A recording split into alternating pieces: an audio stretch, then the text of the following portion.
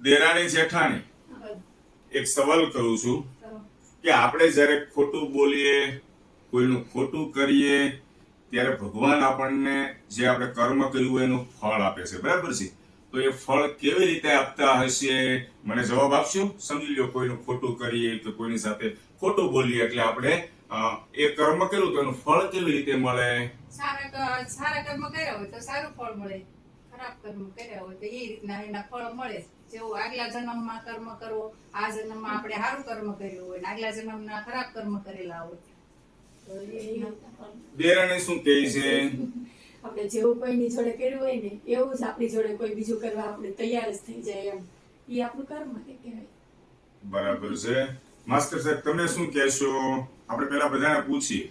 કર્મ તમે જે કરો એ હા. સારું કરો કે ખરાબ કરો, એનું ફળ તમારે આ જીવનમાં જ ભોગવવું પડશે. સારું કર્મ કર્યું છે તો સારું, ખરાબ કર્મ કર્યું છે તો ખરાબ ફળ મળે. હવે એક ભાઈબંધ મિત્રો, દેરાણી જેઠાણી અને આ માસ્ટર સાહેબે બધાએ અલગ અલગ જવાબ આપ્યા, પણ હું તમને એક દાદા ભગવાનના દ્રષ્ટાંત પ્રમાણે હું તમને સમજાવીશ કે કર્મનું ફળ કેવી રીતે મળે છે.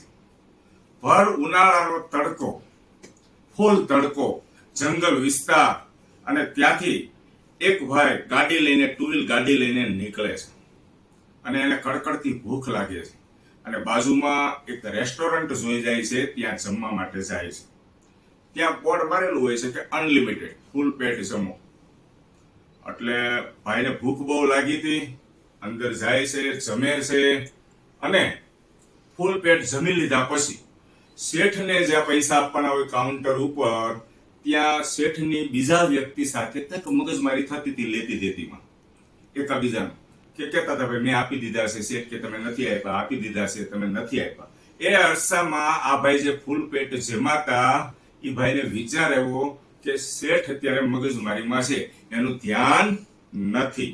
એટલે એ ભાઈએ શું કર્યું, ત્યાંથી નીકળી ગયા પૈસા આપ્યા વગર. પૈસા તો ચૂકવા નહીં, ખોટું કર્યું ભાઈએ, જમી લીધું ફૂલ પેટ અને ત્યાંથી જેવી ગાડી લઈને આગળ ગયા, 1 કે 1.5 કિલોમીટર ગાડી ચલાવી એટલે ગાડીના ટાયરમાં પંચર પડ્યું. એટલે ભાઈ મુસીબતમાં મુકાઈ ગયા. ભર ઉનાળાનો તડકો, પરસેવે રેબઝેબ, પંચર પડ્યું. હવે હું આ પંચર ક્યાં કરાવીશ? આ જંગલ વિસ્તાર છે. ત્યાં સામેથી એક ભાઈ નીકળે છે અને પૂછે છે કે સામે જ પંચરની દુકાન છે. એટલે ભાઈને એમ થયું, હાશ, મારી ગાડીનો પંચર તો થઈ જશે. એટલે ધીમે ધીમે દોરવીને ગાડી આગળ લઈ જાય છે. ત્યાં પંચરની દુકાન વાળા ભાઈ દુકાન બંધ કરીને બપોરે જમવા માટે જતા હોય. એ અરસામાં જ એ ભાઈ ત્યાં પહોંચી જાય છે અને કહે છે, ભાઈ મારે પંચર કરવું છે. એ કે નહીં, મારે અત્યારે જમવાનો સમય થઈ ગયો છે, હું અત્યારે જાઉં છું. નહીં કે ભાઈ તમારે પંચર મને ઘરે આપવું પડશે, કે હું અટવાઈ જાય, કે આ જંગલ વિસ્તાર છે, મારે હજી ઘણું દૂર જવાનું છે.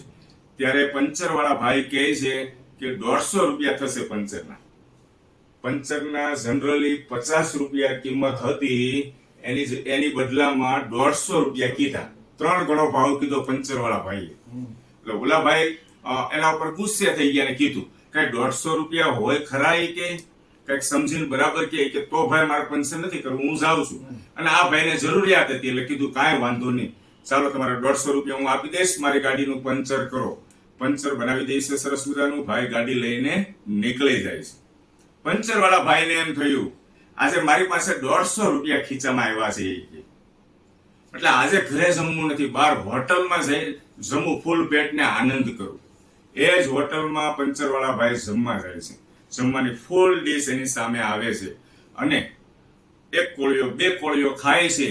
ત્યાં પંચર વાળા ભાઈને શું થાય છે સમજાણું નહીં, એને જમવાની અંદર મજા આવતી નથી. એટલે ત્યાંથી ઊભા થઈને પૈસા આપીને જતા રહે છે. મેં તમને આખી વાત કરી, એમાં તમને સમજાઈ ગયું છે કે શું બન્યું. જે ભાઈ ખોટું બોલીને નીકળી ગયા હતા જમીને, એમને પૈસા આપ્યા વગર, એ ભાઈને ગાડીમાં પંચર પડ્યું તો વધારે પૈસા કોની પાસે લીધા? પંચર વાળા ભાઈએ પૈસા લીધા વધારે પેલા ભાઈ પાસેથી. એટલે ભગવાને કેવી ગોઠવણ કરી, હોટલ વાળાના પૈસા ન આપ્યા તો ભગવાને શું કર્યું, પેલા પંચર વાળા પાસેથી લીધા. પંચર વાળાને મજા ન આવી અને એ ઉભો થઈ ગયો, પૈસા આપીને જતો રહ્યો. એટલે ભગવાને આખી ગોઠવણ કેવી કરી? આ છે કર્મનો સિદ્ધાંત. આ રીતે કર્મનું ફળ મળે છે. જો ખોટું કરીએ ખોટું બોલીએ તો કર્મનું ફળ ભોગવવું પડે ને ભોગવવું જ પડે. સમજાય કે મારી વાત દેરાણી જેઠાણી? તો આ વાત બીજા 5 વ્યક્તિ સુધી શેર કરજો. આ એક અંતર્યામી દાદા ભગવાનનું દ્રષ્ટાંત છે. બોલો દાદા ભગવાનની જય.